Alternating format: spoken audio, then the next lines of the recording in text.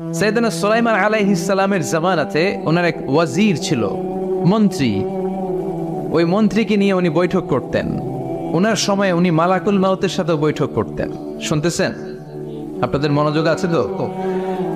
উনি বৈঠকে বসেছেন, মালাকুল মাউতও বসা, ওয়াজিরও বসা। হঠাৎ মালাকুল মাউত ওয়াজিরের দিকে বড় বড় চোখ করে তাকাচ্ছে।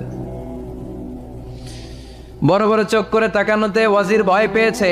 হঠাৎ মালাকুল মাউত চলে গেল। ওয়াজির বলে, ও সুলাইমান আলাইহিস সালাম, এই যে লোকটা বড় বড় চোখ করে আমার দিকে তাকালো, এটা কে? সাইয়েদনা সুলাইমান বলে, হাদা মালাকুল মাউত। যে বর্ণনাটা বলছে এটা হাদিস না, এটা হচ্ছে ইসরাইলিয়া, জিউস ট্রেডিশন। কোরআন হাদিসের সাথে কোনো দ্বন্দ্ব নাই, তাই বর্ণনা করা যাবে। বিষ্ণু বলেছেন, বাল্লিগু আন্নি ওয়ালাউ আয়া। আবার বলেছেন, ওয়াহাদ্দিসু আন বনি ইসরাইল ওয়ালা হারাজ।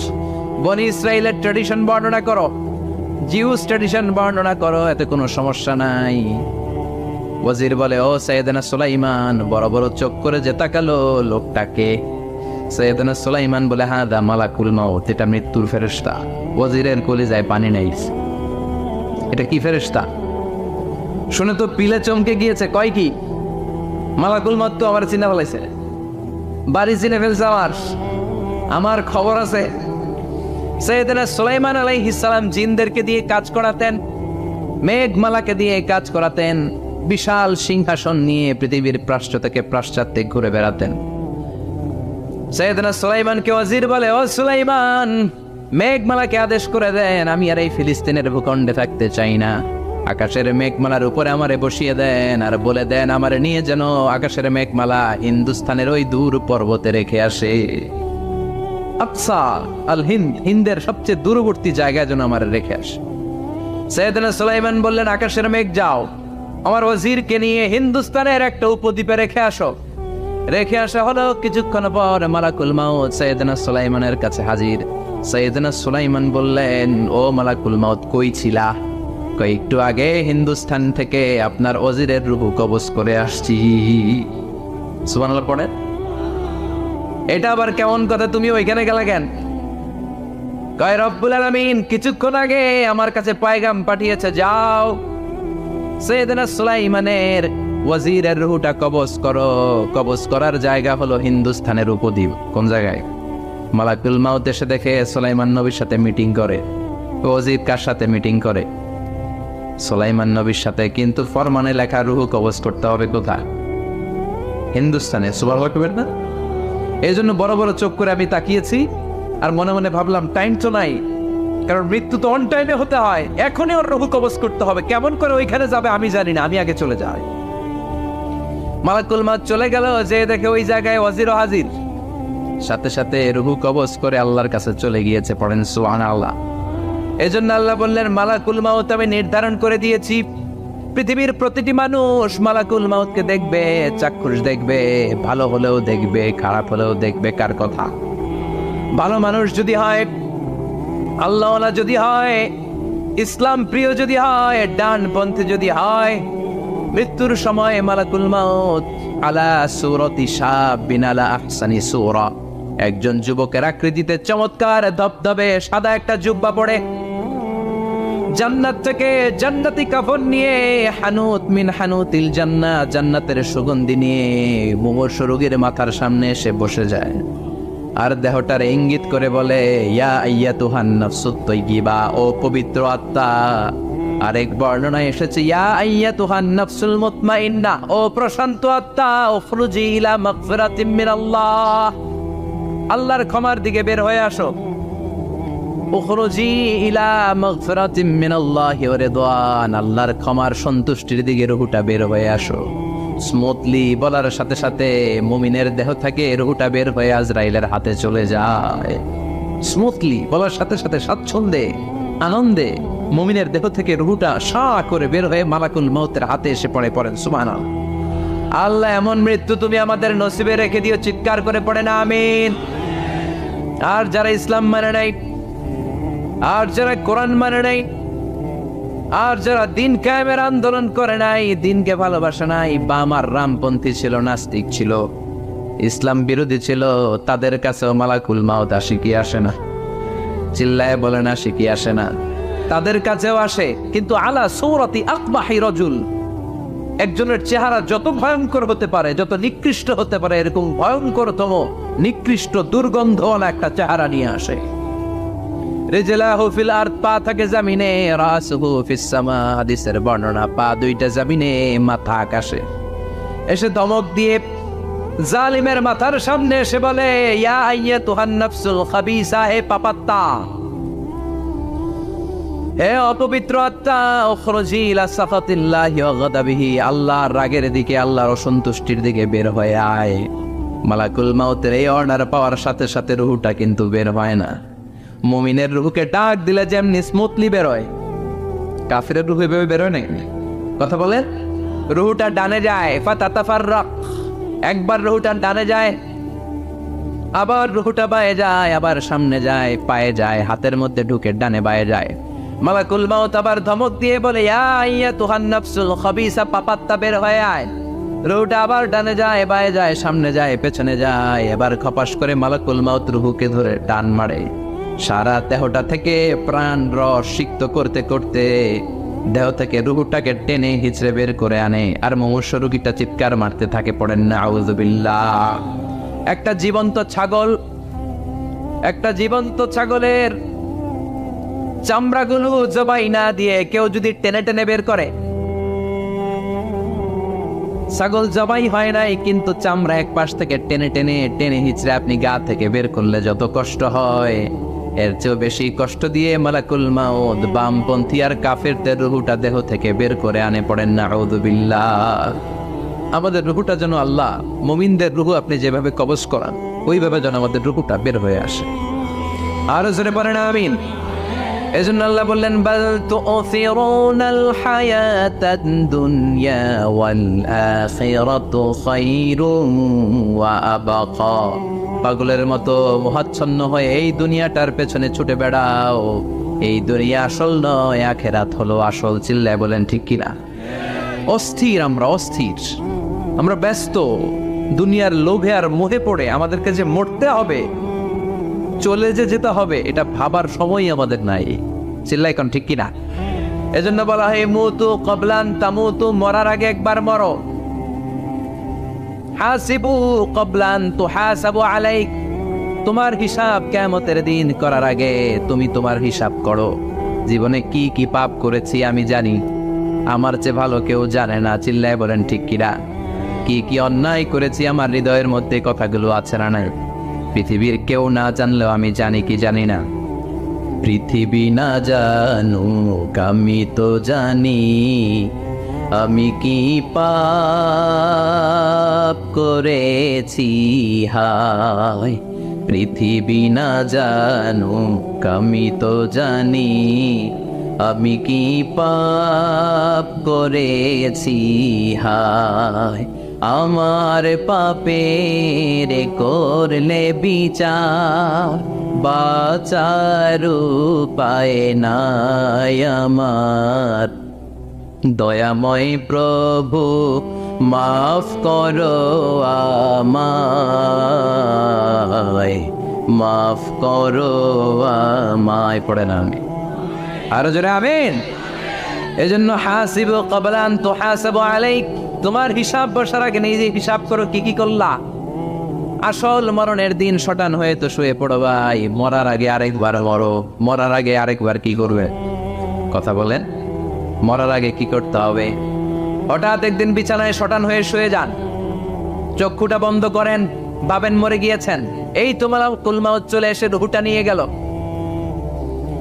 আত্মীয় স্বজন চিৎকার চেঁচামেচি শুরু করে দিল, কান্নার রোল পড়ে গেল চারদিকে। মাইকের মধ্য দিয়ে, মসজিদের মাইকে অ্যানাউন্স হয়, অমুক এলাকার নিবাসী অমুক ভাই আমাদের মধ্যে দুনিয়ায় নাই, তার জানাজা হবে এশার নামাজের পর। সবাই এসে রুহের মাগফিরাত করেন, সবাই আপনারে দেখতে আসবে, কেঁদে কেঁদে লোকজন আপনারে কবর দিতে আসবে। চিল্লায় বলেন ঠিক কিনা? কেঁদে কেঁদে সবাই আসবে দেখার জন্য। ছেলেগুলো কাঁদবে, স্ত্রী কাঁদবে, বাবা মা কাঁদবে, বন্ধু বান্ধব কাঁদবে, আর ঘরের মধ্যে রাখা হবে না। এবার আপনাকে গোসল দেয়ার বালা। চক্ষু বন্ধ করে চিন্তার দরকার আছে না নাই? কথা বলেন। হঠাৎ করে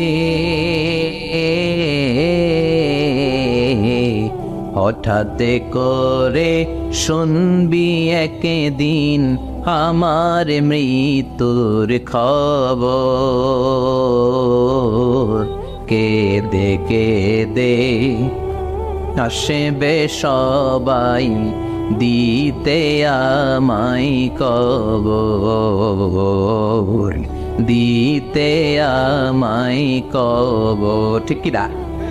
একটু চোখটা বন্ধ করে ভাবেন, আপনাকে গোসল দেয়া হবে, জামাগুলো খোলা হবে, এত টাকা দিয়ে যে দামি গোসলখানা টাইলস লাগিয়ে ঘরে বানালেন, আপনার শেষ গোসলটা কি ওই দামি গোসলখানায় হবে?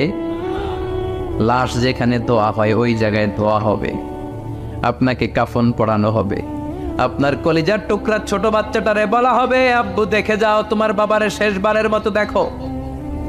আপনার বাবা মা শেষবারের মতো একটা নজর দিয়ে আপনার চেহারাটা দেখে নিবে, বন্ধু বান্ধবরা শেষবারের মতো একবার আপনারে দেখে নিবে, জানাজার জায়গায় নেওয়া হবে। হবে না এই ঘটনাটা আমাদের? হ্যাঁ, হবে কি না? হাজার হাজার মানুষ শেষ বিদায় দেওয়ার জন্য আসবে। 4টা তাকবীর দিয়ে ইমাম নামাজ শুরু করবে, আল্লাহু আকবার, আল্লাহু আকবার, আল্লাহু আকবার, আল্লাহু আকবার বলে নামাজ শুরু করবে। নামাজ শেষ, এবার পালকিতে করে কবরে যাওয়ার পালা। যেতেই হবে, যেতেই হবে। পালকিতে করে লোকজন নিতে শুরু করবে কবরস্থানের ওই জায়গায় যেখানে মানুষ বছরে মানুষ না মরলে যায় না, ওই গহীন নিঝুম কবরস্থানে ঢুকানো হবে। পালঙ্ক থেকে নামিয়ে আপনার জন্য করে রাখা আগ থেকে কবরটার মধ্যে শুইয়ে দেয়া হবে। উপরে বাঁশ দিয়ে ছাউনি, শেষবারের মতো সবাই দেখে বাঁশের ছাউনির উপরে মাটি চাপা দিবে। ঠিক কিনা? চলে যাবে সব, কেউ নাই, অন্ধকার, শুধু অন্ধকার। এই অন্ধকার যেন শেষ হতে চায় না। এই ঘটনা ঘটবে না আমাদের? কথা বলেন, ঘটবে কিনা? এজন্য মরার আগে এগুলো চিন্তার দরকার আছে না নাই? মরার আগে আরেকবার মরার দরকার আছে না নাই? এজন্য রব্বুল আলামিন বলেন, বাল তুসিরুনাল হায়াতাদ দুনিয়া ওয়াল আখিরাতু খায়রুন ওয়া আবকা। এই দুনিয়ার জীবনটাকে তোমরা আসল জীবন মনে করো, এটা আসল জীবন নয়। আসল জীবন হলো কবরের জীবন। চিল্লায় বলেন ঠিক কি না? আল্লাহ তোমার এই দুনিয়ায়, আল্লাহ তোমার এই দুনিয়ায় কেউ আসে কেউ চলে যায়, তবু তোমার ভয়ে কারো কাঁদে না হৃদয়। এই দুনিয়াতে আমার বদলে গেল,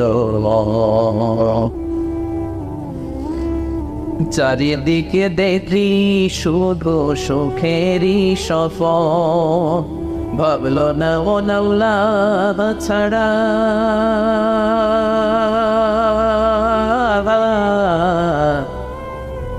ভাবলো না মন আল্লাহ ছাড়া নেই কোনো উপায়, তবু তোমার ভয়ে কারো কাঁদে না হৃদয়। ঠিক কিনা? ঠিক কিনা? আসে আর চলে যায়। প্রতিদিন মাইকে অ্যানাউন্স শুনি অমুক এলাকার অমুক লোক নাই নাই, দাদা গেল, বাবা গেল, বড় ভাই গেল, আত্মীয় স্বজন গেল, আমাকেও যেতে হবে, এই চিন্তা মাথায় নাই। চিল্লায় করে ঠিক কি? এজন্য লাইফটা হলো one time, one chance. Second chance আপনাকে দেয়া হবে নাকি? কাফেররা বলবে ইয়া রাব্বি আরেকটা সুযোগ দেন, লাউ আনলানা কাররা ইয়াকনি মাররা। আল্লাহ একটা সুযোগ যদি পেতাম দুনিয়াতে ভালো করে আসলাম। আল্লাহ বলবেন ইন্নাহা কালিমাতুন কাইলুহা, এটা শুধু তাদের মুখের কথা, তাদেরকে আবার সুযোগ দিলেও তারা কিচ্ছু করবে না। চিল্লায় এখন ঠিক কি? এজন্য একটা চান্স আমরা পেয়েছি, এই দুনিয়ার ওয়ান চান্সে আমরা ভয় পাবো একজনকে। চিল্লায় বলেন তিনি কে? এজন্য যেতে আমাদেরকে হবে। এই মরণ থেকে পালানোর কোনো সুযোগ কেউ পালাতে পারে নাই। এই মরণ হলো আখিরাতের প্রবেশদ্বার। মরণ নামক পালকিতে চড়ে আমরা কবরের ভিতরে ঢুকি। মরণ বলো প্রথম পর্ব, কবর বলো দ্বিতীয় পর্ব। যেরকম ঠিক কি রাখি। এজন্য বিষ্ণু বললেন রাউদাতুম মিন রিয়াদিল জান্নাহ আও হুফরাতুম মিন হুফারিন নার। কবর হলো কারো জন্য জান্নাতের বাগান, কারো জন্য জাহান্নামের গর্ত।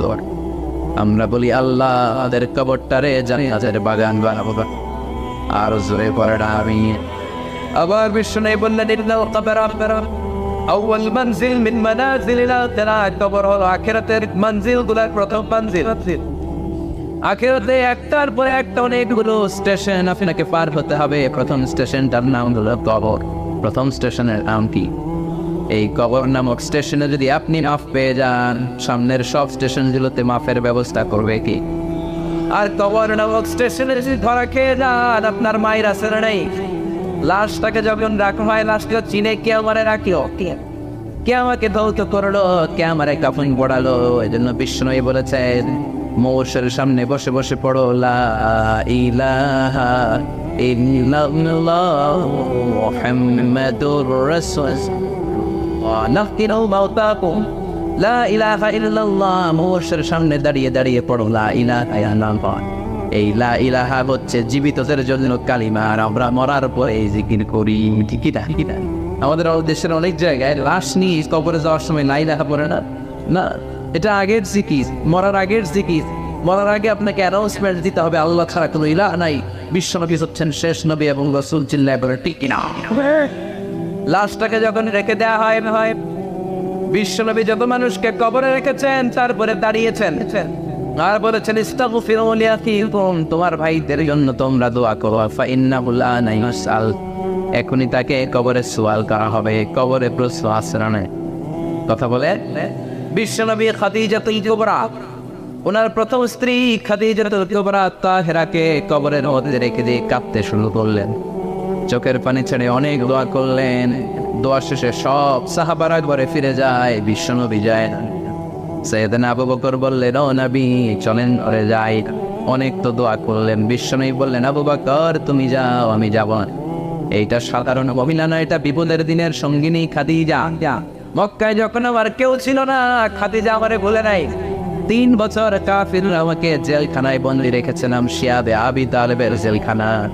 আমার স্ত্রী ওই জেলখানার জীবনেও আমার ছাড়ে নাই, আমার সাথে 3 বছর খাদিজাও জেল খেয়েছে। একটাই মহিলা, যেই মহিলাকে আল্লাহ আরশের উপর থেকে সালাম দিয়েছে, মহিলাটার নাম খাদিজা। আল্লাহু আকবার। আমার সব সন্তান আল্লাহ খাদিজার পেট থেকে দিয়েছে। ফাতেমাতুজ জোহরা খাদিজার মেয়ে, জাইনাব খাদিজার মেয়ে, উম্মে কুলসুম খাদিজার মেয়ে, রুকাইয়া খাদিজার মেয়ে, আবুল কাসেম বিশ্বনবীর ছেলে খাদিজার ছেলে আব্দুল্লাহ, যাকে তাইয়্যিব এবং তাহের নামে আমরা চিনি, সেও খাদিজার ছেলে। সুবহানাল্লাহ। ও আবু বকর, আমার এই কলিজার টুকরা, আপনিও তোমার খাদিজারে রেখে দিয়ে কেমনে বাসায় যায়? তুই যাও, আমি দাঁড়িয়ে থাকবো। এখনই মুনকার নাকির এসে খাদিজারে প্রশ্ন করবে, আমি দেখবো খাদিজা উত্তর দিতে পারে কিনা। আর প্রশ্নের উত্তর যদি ভুল করে ফেলে, কবরের উপর থেকে আমি নিজে প্রশ্নের উত্তর দিয়ে দেব। সাইয়েদনা জিবরাইল বললেন না, আপনার আর দাঁড়িয়ে থাকার দরকার নাই, আবু বকরের সাথে ঘরে চলে যা। আল্লাহ জানিয়ে দিয়েছে খাদিজার কবরের প্রশ্নে যদি কোনো সমস্যা হয়, আরশের উপর থেকে খাদিজার প্রশ্নের জবাব নিজে দিয়ে দিবে। এজন্য কবরের আযাব থেকে বিশ্বনবী পানাহ চেয়েছেন। বিশ্বনবী বলেছেন আল্লাহুম্মা ইন্না নাউযু বিকা মিন আযাবিল কবর। ও আল্লাহ, কবরের আযাব থেকে তুমি আমাদেরকে বাঁচাও। পড়ে না আমিন। কবরে মুমিনদেরকে 4টা প্রশ্ন করা হবে, কাফিরদেরকে 3টা প্রশ্ন। চিৎকার করে বলেন মুমিনের প্রশ্ন কয়টা? আর জোরে বলেন। প্রথম প্রশ্ন, মার রব, তোর রবের নাম কি? আমরা কে বলবো? আল্লাহ আমারে রব, এই রব্বি আমার সব, দমে দমে তোর মনে তারি রব। আল্লাহ আমারে রব, এই রব্বি আমার সব। পড়েন আমি। দ্বিতীয় প্রশ্ন, আমার দিন উত্তর, দিনের নাম কি? ধর্মের নাম কি? তৃতীয় প্রশ্ন, মান হাদার রাজুল, এই লোকটা কে? আমরা বলবো মুহাম্মদ সাল্লাল্লাহু। 3টা প্রশ্নের উত্তর যখন আপনি কবরে করে দিতে পারবেন, অতিরিক্ত একটা প্রশ্ন, ওয়ামা ইলমে, এই যে 3টা প্রশ্নের উত্তর পাল্লা, কেমন করে উত্তর যাও? কোত্থেকে শিখেছ? নকল করে আনছো? কাপড়ে পরীক্ষা বলে নকল আছে না? হাতে নকল আছে না? পায়ে নকল, মোজার ভিতরে নকল আছে না? মোবাইলে নকল আছে না? নকল থেকে আল্লাহ আমি বাঁচাও, আরো আসতে জানা আমি কিভাবে জানলা, কেমন করে? 3টা প্রশ্নের উত্তর শিখলা। What is the source of your knowledge? তথ্যসূত্র কি? আপনাকে বলতে হবে আমি যেই কিতাবটা থেকে শিখেছি কিতাবটার দাম কি। চিল্লায় বলেন কিতাব। এই কিতাবটা হলো কোরআন। আপনাকে বলতে হবে কোরআন থেকে আমি শিখেছি, বিশ্বনবীর হাদিস থেকে আমি শিখেছি। 4টা প্রশ্নের উত্তর যখন পারবেন ফেরেশতারা বলবে আহলান সাহলান, ও সামনে কংগ্রাচুলেশন, বাহ বাহ, তুমি তো চমৎকার পেরে। ফায়ুফসাহু লাহু কবরুহু 70 যিরাআন, মুমিন বান্দার কবরটা 70 হাত লম্বা করে দেয়া হবে। ইফতাহু লাহু বাবুন ইলাল জান্নাত, জান্নাতের দিকে তার কবর থেকে একটা দরজা বানিয়ে দেয়া হবে। জান্নাতের সুঘ্রাণ ঠান্ডা বাতাস এসে তার কবরের ভিতরে শুরু করবে। ইলবাসু লিবাস মিন আহলিল জান্নাত, জান্নাতীদের পোশাক তার গায়ের মধ্যে পরিয়ে দেয়া হবে। আল্লাহু আকবার। আর বলা হবে নাউকা নাউবিল আরুস, বাসর রাতে বর যেমনি কনেকে নিয়ে ঘুমিয়ে যায় তুমিও একটা ঘুমে দাও। আলহামদুলিল্লাহ বলে মুমিন বান্দা আনন্দের একটা ঘুম দিবে। ইসরাফিলের সিংগার আওয়াজ ছাড়া পৃথিবীর কোনো কিছুই তার আগে ভাঙতে পারবে না। আল্লাহ আমরাও যেন সেদিন কবর একটা মজার ঘুম দিতে পারি, তুমি তৌফিক দাও। জোরে বলেন আমিন। এবার বামপন্থী নাস্তিক আর কাফেরদের পালা, ইসলাম বিদ্বেষীদের পালা, আলেম ওলামাদের শত্রুদের পালা। ইসলামকে যারা বিজয়ী শক্তি হিসেবে মানতে পারে নাই তাদের পালা। চিল্লায় এখন থাকি না। ওদেরকেও একই প্রশ্ন, রবকে কি? ওরা বলবে আমি জানি না। আমাদের উত্তর আল্লাহ। ওরা বলবে আমি কিচ্ছু জানি, আমি সব ভুলে গেছি, আমার মাফ করে। আমি কিছুই জানি না, তবে আমি ইসলাম বিরোধীদের সাথে চলতাম। যারা ইসলামকে বাস দিত আমি তাদের সাথে স্লোগান দিতাম। এরকম ডাকাইত আছে না? দ্বিতীয় প্রশ্ন, মাতিন তোমার ধর্মের না কি? কয় আমার ধর্ম নাই, আমার ধর্ম নাই, আমি খালি দুনিয়া কেউ মা চলে লো, দুনিয়া তোমারই হ্যাঁ, আমি খালি দোমা চলে দো, আছে না? আমি শুধু মৌজ মাস্তিতে ব্যস্ত ছিলাম, আমার দুনিয়া নাই, দিন নাই, আখেরাত নাই, রবকে আমি জানি না, ধর্মকে জানি না। ইসলাম বিরোধী রাজনীতি আমি করতাম। মাও সেতুদের রাজনীতি, কার্ল মার্কসের রাজনীতি, বুশের রাজনীতি, ডোনাল্ড ট্রাম্পের রাজনীতি, পাওয়ার রাজনীতি, চিল্লাই ঠিক কি রাখে কোনো ধর্ম নাই। এই লোকটাকে চিনা বলো। বিশ্বনবীর চেহারা দেখিয়ে বলা হবে এই লোকটাকে, কয় জানি না। এরে আমি মানতাম না, এরে আমি গালি দিলাম। এরকম জাহান্নার নরকি আর পিতৃ পরিচয় কিন্তু বাংলাদেশ নাই। এই মহামানবটাকে গালি দিয়ে পয়সাচিক আনন্দ পায়। পত্রিকায় লিখে, ব্লগের মধ্যে লিখে, ইন্টারনেটে কার্টুন বানিয়ে পয়সাচিক উক্তি করে। এগুলো জাহান্নামের কীট, এগুলো জালত সব তার বাপ মায়ের ঠিক নাই। যে আমার নবীরে যারা গালি দেয় এটা বাপ মায়ের ঠিক আছে? এগুলোর কোনো গোড়া আছে? এগুলোর কোনো শেকড় আছে? এগুলো আঘাত চিৎকার করে বলো ঠিক কিনা? বলবে আমি জানি না। ফেরেশতারা বলবে দাঁড়া, আমরা জানি। তোর সাথে কেমন আচরণ করতে হবে আমাদেরকে ট্রেনিং দিয়ে থেকে। এবার শুরু হবে মায়ের। কি শুরু হবে? কথা বলে মায়ের। লোহার হ্যামার দিয়ে শুরু হবে। এক একটা হ্যামারের বাড়িতে মাথাটা ফেটে চূর্ণ বিচূর্ণ হয়ে যাবে। দেহটা জমিনের ভেতরে 70 গজ দেবে যাবে। ওর চিৎকারে কবরস্থানটাও থারথার করে কাঁপবে। আবার জমিনকে বলা হবে ইলতাইমি চাপা দে। জমিনে ঢুকে যাওয়ার পরে জমিনের পাশ থেকে একটা চাপা, মাটি চাপা, ডান দিক থেকে মাটি চাপ। 2 চাপায় ডান দিকের পাজর বায়ে চলে যাবে, বাম দিকের পাজর ডানে চলে আসবে। ওর চিৎকারে কবরস্থানটা থার করে কাঁপবে। আল্লাহ এই ধরনের পরিস্থিতি থেকে তুমি আমাদেরকে বাঁচাও। আরো চিৎকার বলে আমিন। এজন্য কবরের এই প্রস্তুতি নেওয়ার দরকার আছে না নাই? কোরআনের পক্ষে থাকার দরকার আছে না নাই? ইসলামের পক্ষে থাকার দরকার আছে না নাই? ইসলামী আন্দোলনের সাথে থাকার দরকার আছে না নাই? ইসলামের বিজয় চাওয়ার দরকার আছে না নাই? যে লোক ইসলামের বিজয় চায় না, যে লোক চায় না ইসলাম দিয়ে দেশ শাসিত হোক, যে লোক চায় না কোরআনটা সংসদ ভবনে নেতৃত্ব দেয়, তার অন্তরে ঈমান থাকতে পারে নাকি? চিল্লায় বলেন পারে? খেলা হবে, ফাইনাল খেলা। ওই খেলার জন্য আমরা অপেক্ষা করছি। এই পৃথিবীতে ক্ষণিকের জন্য আমরা এসেছি, হ্যাঁ, very short period of time. আসল সময় শুরু হবে সেদিন, কিয়ামতের দিনটাই, এদিন আমরা উলঙ্গ হয়ে দাঁড়াই।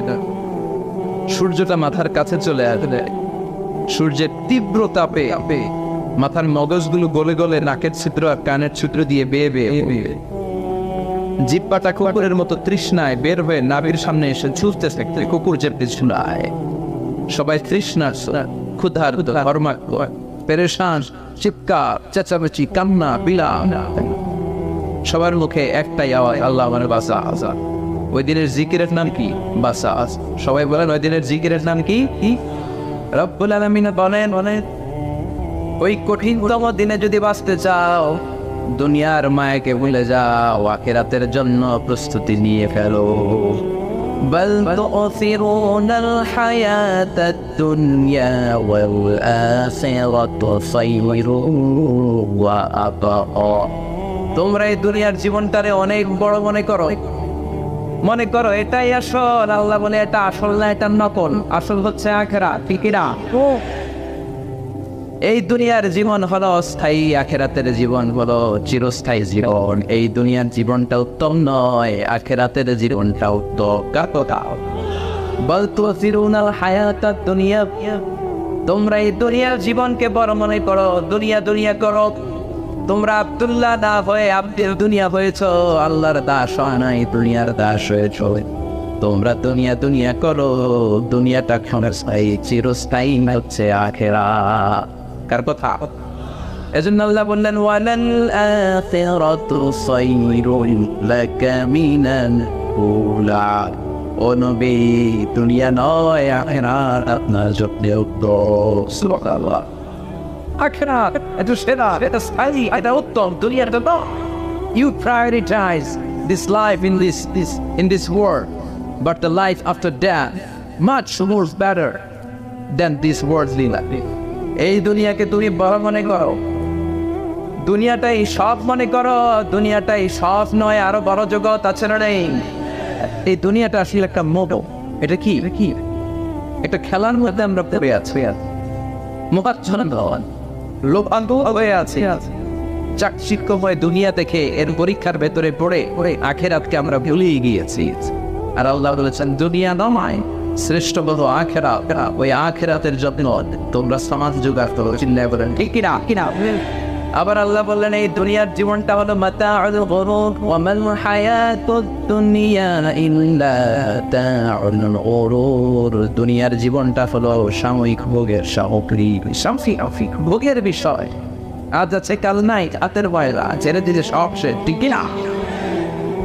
আবার আল্লাহ বলেন এই দুনিয়ার জীবন হলো লাইবুন ওয়া লাহবুন, ওয়া মাল হায়াতুদ দুনিয়া ইল্লা লাইবুন ওয়া লাহবুন। দুনিয়ার জীবন হলো খেলতামাশা, মরলে সব শেষ হয়ে যাবে। চিল্লায় বলে ঠিক কিনা? ওরে এভাবের রঙ্গ হবে যে ভঙ্গ, সবই সাধেরই অঙ্গ তোমার মাটিতে মিলাবে, জন্মিলে মরিতে হবে। ঠিক কিনা?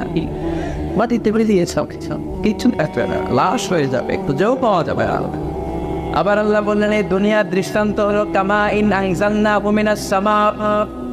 এই দুনিয়ার জীবন আকাশ থেকে পাঠানো পানির মতো। এই পানি দিয়ে দুনিয়াতে গাছ হয়, একদিন গাছগুলো মরে যায়, খুশি হয়ে যায়, বাতাসের এক ঝাপটায় বসিগুলো বই যায়, খুঁজেই পাওয়া যায় না। ঠিক কিনা? কোথায় যে চলে যাবে এই দুনিয়ার জীবন খুঁজেই পাওয়া যাবে না। টিকে থাকবে, অবশিষ্ট থাকবে, আজীবনের জন্য অপেক্ষা করবে একটা কাল, সেটা হচ্ছে আখিরাত। চিন্তা করেন ঠিক কিনা? আমরা লোভের মধ্যে পড়ে আছি, মহাচ্ছন্ন। কখন যে ডাকে চলে আসবে আমরা জানি। চিল্লায় বলেন জানি। একদিন মাটির ভেতরে হবে ঘরে ওনামার, কেন বান্ধ দালান ঘরে মোনামার, কেন বান্ধ দালান ঘর। প্রাণ পাখি উড়ে যাবে পিঞ্জর ছেড়ে, ওরা দাবে সবই রবে, তুমি যাবে চলে। বন্ধু বান্ধব যত, মাতা পিতা দ্বারা সহত, সবই হবে তোমার পরে। মন আমার কেন বান্ধ দালাল নর, একদিন মাটির ভেতরে হবে ঘরে। মন আমার কেন বান্ধ দালাল নরে, মন আমার কেন বান্ধ দালাল ঘর। চিন্তা করে ঠিক গিয়া অমাল হায়াত দুনিয়া ইল্লা মাতাউল গুরুর। দুনিয়ার জীবনটা এটা ভোগের সামগ্রী, আজ আছে কাল নাই। কখন যে চলে যেতে হবে কেউ জানে না। আপনাদের এই মাহফিলে আসার আগ দিয়ে এই কিছু সামনে কি রাস্তা যেন বলে এটাকে, এই করলিয়া বাস স্ট্যান্ডের এদিকেই আমার প্রাইভেট কার যখন যাচ্ছে, আমরা যখন যাচ্ছি করে আরেকটা গাড়ি এসে একজনকে ধাক্কা মারলো, মুন্ডা গেল একদিকে, সে গেল এক। হঠাৎ দেখি মাথা দিয়ে ফিনকি দিয়ে রক্ত বেরোচ্ছে। আচ্ছা গাড়ির আলো দেখা যাচ্ছে ফিনকি দিয়ে রক্ত, এরকম রাস্তার পাশ দিয়ে রক্ত বেয়ে বেয়ে মুহূর্তের মধ্যে এক ঢাকায় নাই। তার কত চিন্তা ছিল, কত প্ল্যান ছিল জীবন, সুন্দর সংসার পূজা গেছে, বাবা মা মুখ খুশি করবে, সমাজের জন্য অনেক কিছু উপহার দেবে, সামনে নির্বাচন আসতেছে, এটা নিয়ে তার মাথায় টেনশন ছিল না। কে আসবে অক্তায়, কত সব কত আমের কিছু নাই, আঙুল করে দিল।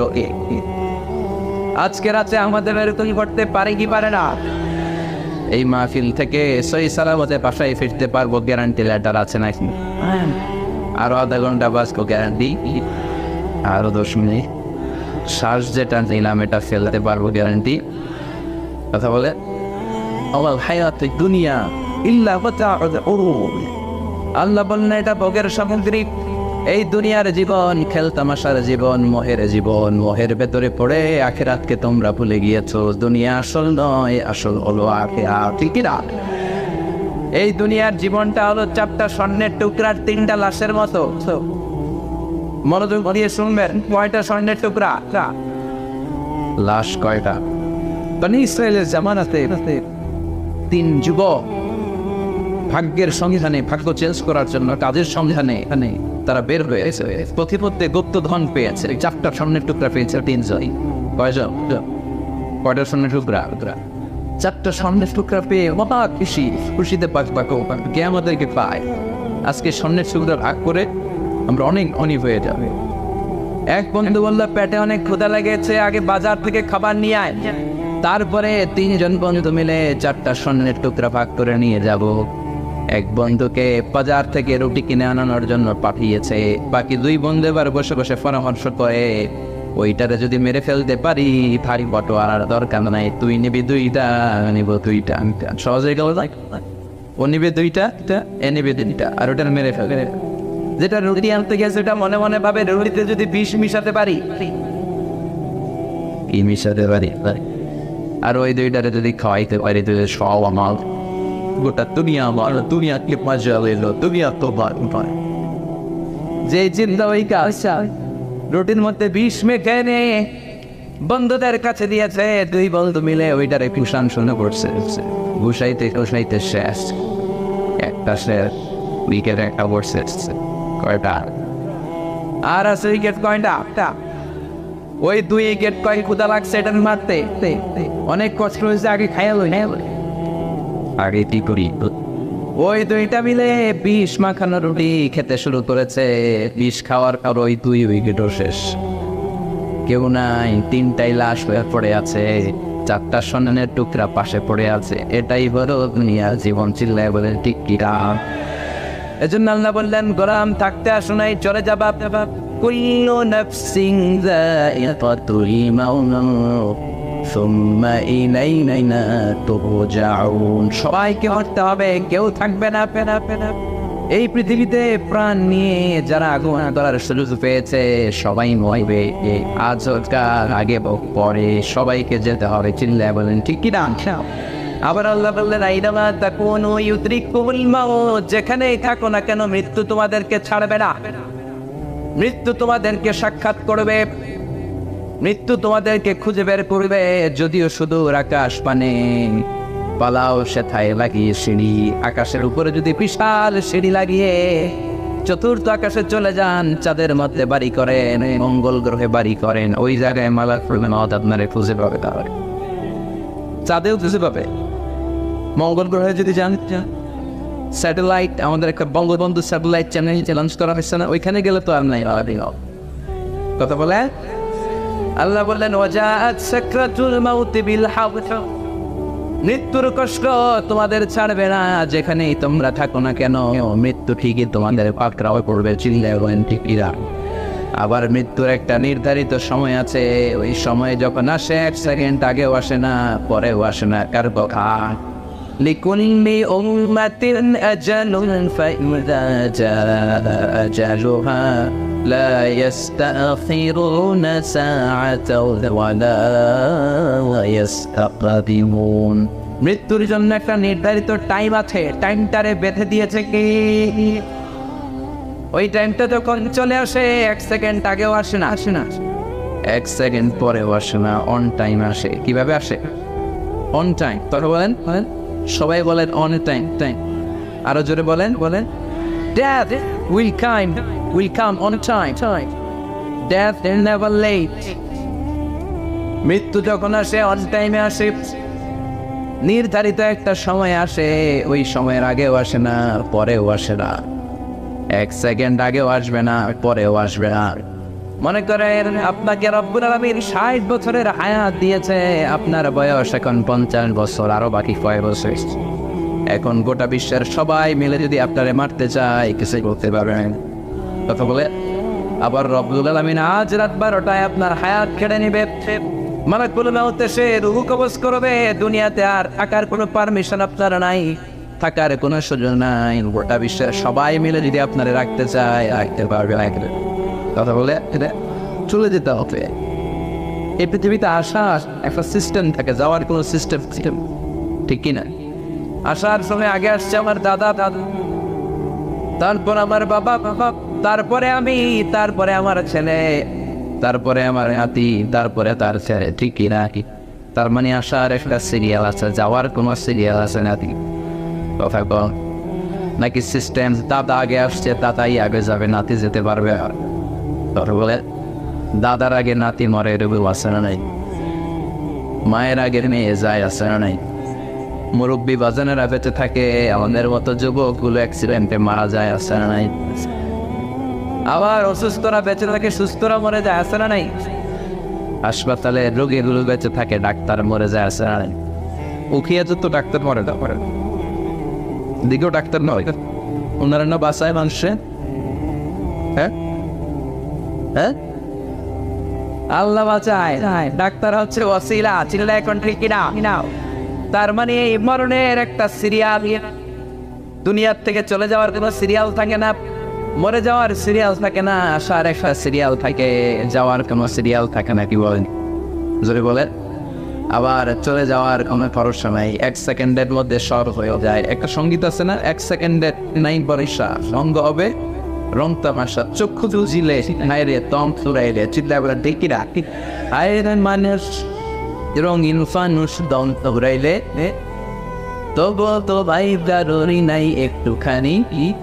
কথা কয়, হায়রে মানুষ রঙিন ফানুষ, রঙিন ফানুষ, হায়রে মানুষ, চিল্লা বলেন ডেকিরা। যে কোনো সময় চলে যায়। এই গানের যিনি সিঙ্গার ছিলেন, আমরা তখন ছোট, ফিরোজ শাহ বা ফিরোজ শাহ না, 1 সেকেন্ডের নাই ভরসা, ভঙ্গ হবে রং তামাশা, চক্ষু বুঝিলে হায়রে কবে ফুরাই। এই গানটা উনি গাইতে গাইতে স্টেজে মারা গিয়েছেন, দেখেন নেই, মুরব্বীরা জানবে।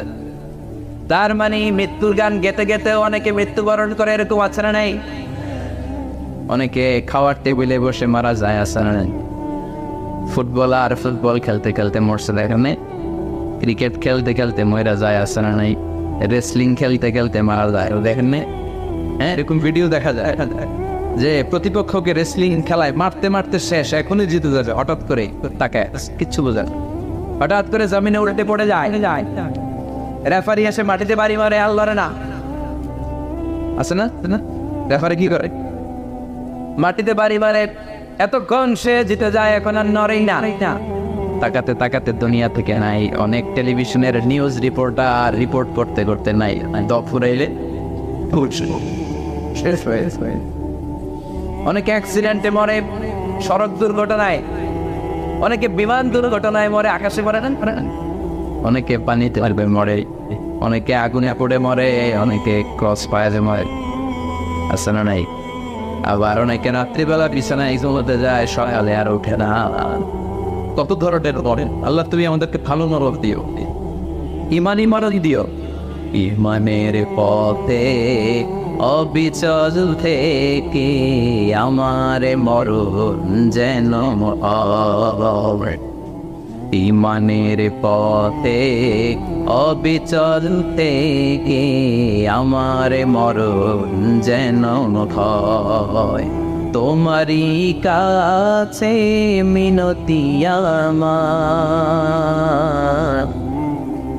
তোমারই কাছে মিনতি আমার, মহা মহিম দয়াময়। ইমানের পথে বিচল থেকে আমার মরণ যেন হয়। চিল্লায় পড়ে না আমি। তার মানে কে কোথায় মরবো আমরা কেউ জানি নাকি? ওমা তাদরি নাফসুম বিআইয়ি আরদিন তামুত, কোন জায়গায় মরবা, কখন মরবা কেউ আমরা জানি না, কিন্তু মরবো সবাই জানে, ঠিক কিনা? কুল্লু নাফসিন যায়িকাতুল মাউত, প্রত্যেকটি আত্মার মৃত্যুবরণ করতে হবে, এটা আমরা সবাই জানি। The most certain thing in life is death, but the most uncertain thing in our life is the type of death. এই জীবনের সবচেয়ে সুনিশ্চিত বিষয় হলো মরণ, সবচেয়ে অনিশ্চিত বিষয় হলো মরণের সময়। চিল্লায় ঠিক মরবো যে আমরা সবাই যাই, কিন্তু কোথায় মরবো আমরা কেউ জানি? জানিও তা সবাইকে জন্মালেই বলে মরতে হবে, চলে যেতে হবে, থাকা যাবে না। এটাই হলো পৃথিবীর পদ্ধতি। জীবনের সবচাইতে নির্মম ঘটনা হচ্ছে মরণ, সবচাইতে ভয়ঙ্কর অভিজ্ঞতা কোন প্রাণীর জন্য। সর্বোচ্চ সবচাইতে ভয়ঙ্কর অভিজ্ঞতা হচ্ছে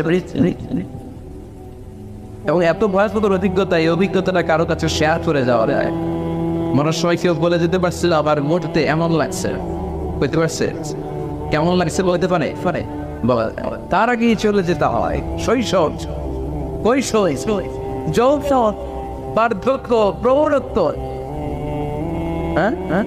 বয়সের ছাপ, কালো চুল দাড়ি সাদা হয়ে যাওয়া, দাড়ি চুলের শুভ্রতা, দুর্বলতা। This is the circle of life.